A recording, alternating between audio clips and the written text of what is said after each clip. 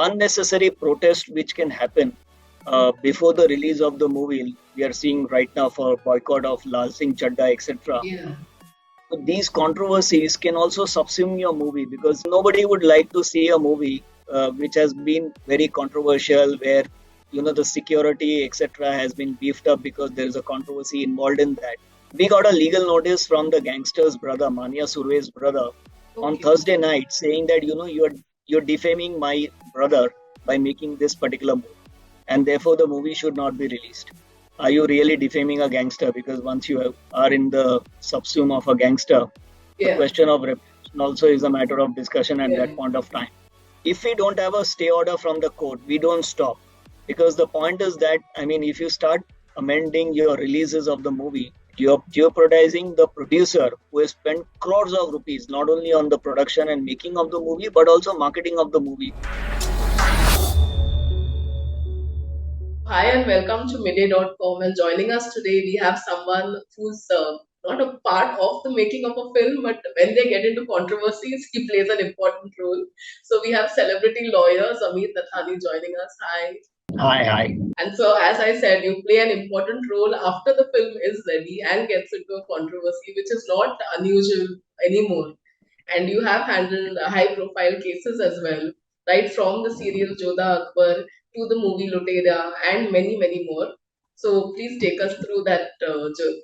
My journey started with Reliance Entertainment, but it was on the digital side of it. But when I came to Balaji, we had movies which were released at that point of time. Dirty Picture being one of the super hit movie of the company, Yeah. but it has its own share of controversies also, as we saw recently in Ranveer Singh's case of the nude photo shoot, etc., and the controversies. A similar type of controversy, but I would still rate that controversy much larger than, because day in, day out, there were protests. Day in, day out, people would complain that there is obscenity in the posters, in the movies.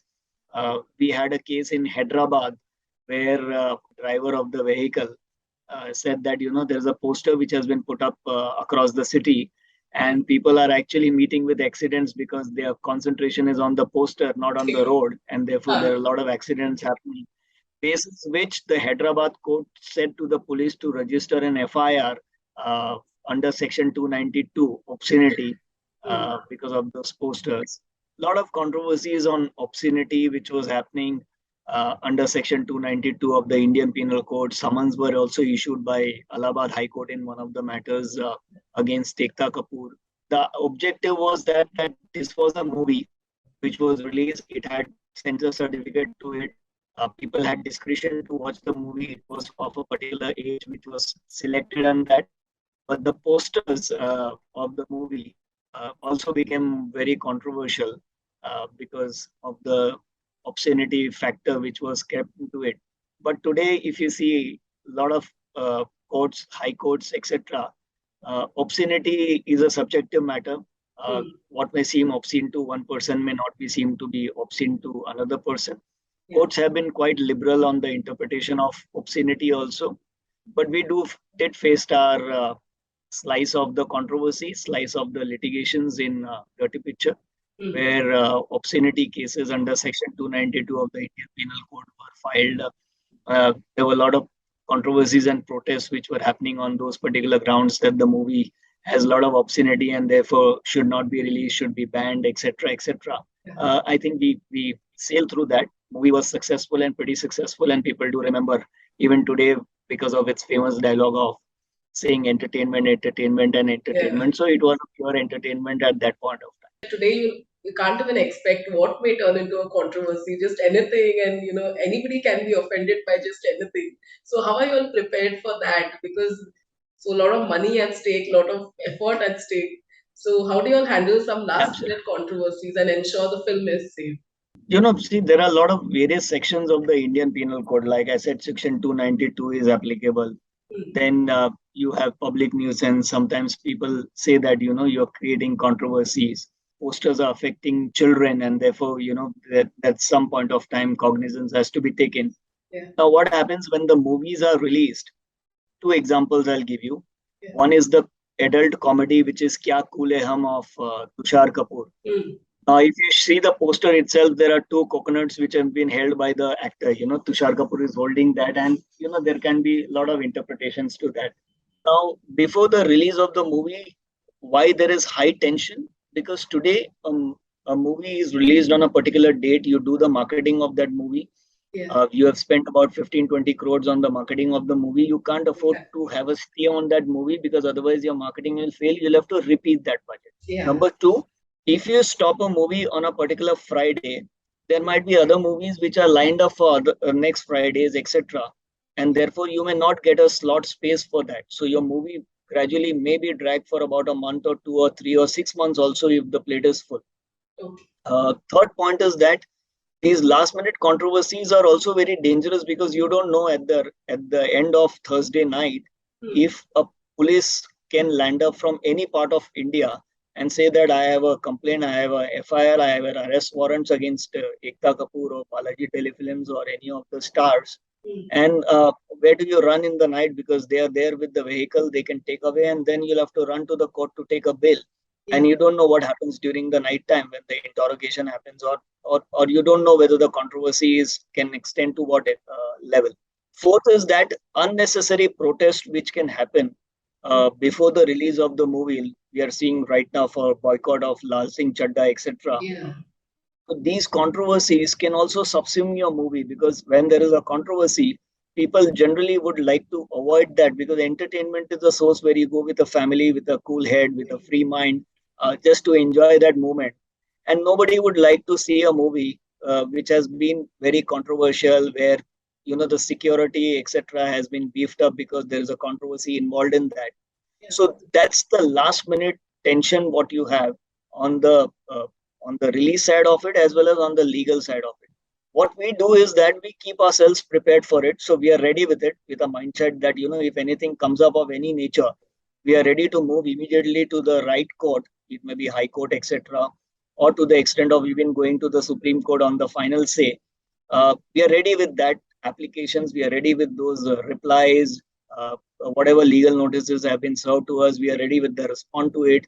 If the person lands up in the court in the morning, we are ready with our lawyers also, and we are also ourselves ready to go to the court and give our point of view, and we keep those things in advance ready, so that any circumstances of such nature would come up. I'll give you one example of Shootout at Wadala.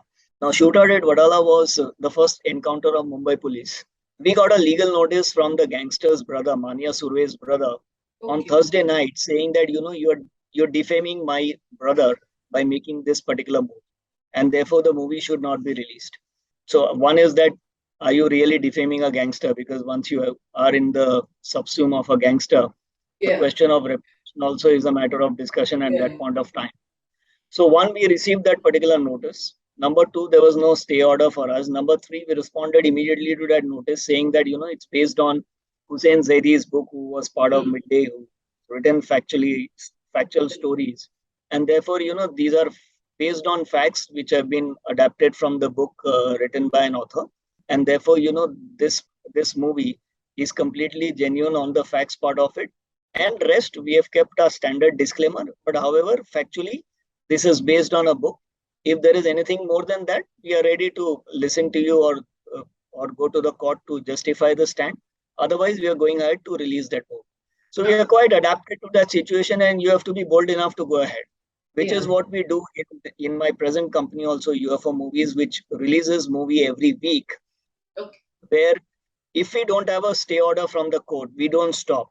Because the point is that, if you start amending your releases of the movie, you're jeopardizing the producer who has spent crores of rupees, not only on the production and making of the movie, but also marketing of the movie. So 100 crores is a task if you don't release a movie. And therefore, any unnecessary hurdle, we're always ready to face that. And we've now become bold enough to face it. So that whenever controversies are given on Thursday night, we're ready to confront that. Or if the controversies land up in the court, we are ready to defend our stand. And like you pointed out in the case of Lal Singh Chaddha, it's the social media trends that I think are causing more harm. So do you feel that also has given rise to all these protests and people just joining in without knowing the facts also? So social media is a wildfire. I mean, you put controversies, you will have the highest number of gains. You put something positive, it may take time to garner some speed. Yeah, that's true. So Yeah. that's the lesson which has been learned. So Yeah. once there is a wildfire to it, I think the best approach is to have your stand pretty clear on that. That where do you stand and what's the real facts about. I think that disclosure is much important to cool down all the controversies, because gradually once the social media is on fire, then your trolling starts to an extent, and it's limitless. I mean, there is no limit to except trolling, etc. But this also goes on till your movie is released. So best is to give the factual position of yours, where you stand, what is the right thing, and leave it at that. Because the more you get into it on the detailing part of it, or explaining on the wrong side or the right side, I think you will be only putting fuel to fire. You don't have to name the person, but have there be any bizarre contracts? You have had to step in and maybe resolve things. Two actresses of the film. One was very smart, so she's well known, so I can name her, Katrina Kaif.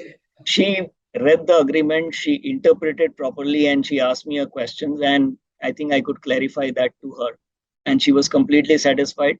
One of the actresses asked me on a particular paragraph in a contract, saying that I feel this is against me, and I read out that particular clause to her and explained to her that this is basically in your interest and for your benefit. There was one actress, well-known actress in a TV serial at that point of time. It was very prominent. So Balaji had good TV serials like Bade Achhe Lagte, Jodha Akbar, etc.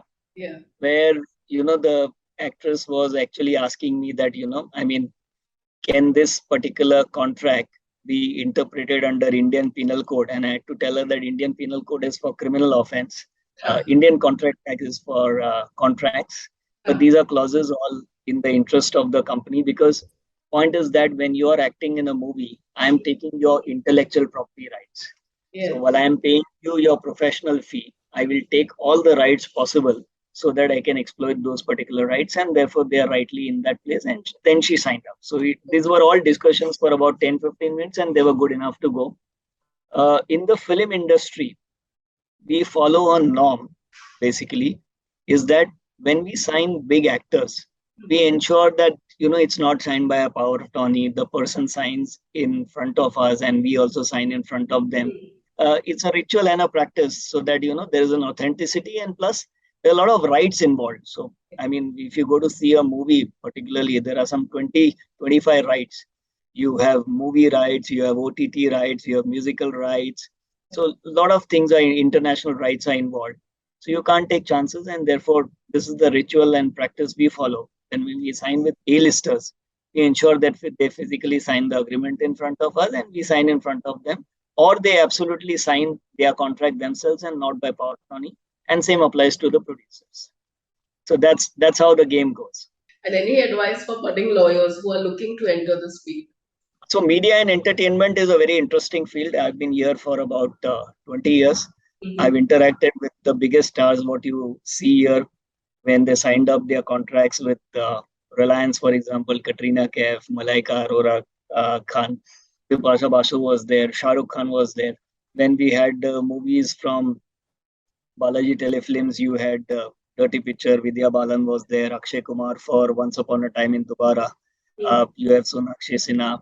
So, and Sunny Leon was there, etc. So you do sign up with the stars, you get interaction with them or their lawyers on certain points which they want to clarify in their contract. Be focused on the profession, don't get dragged with the glamour.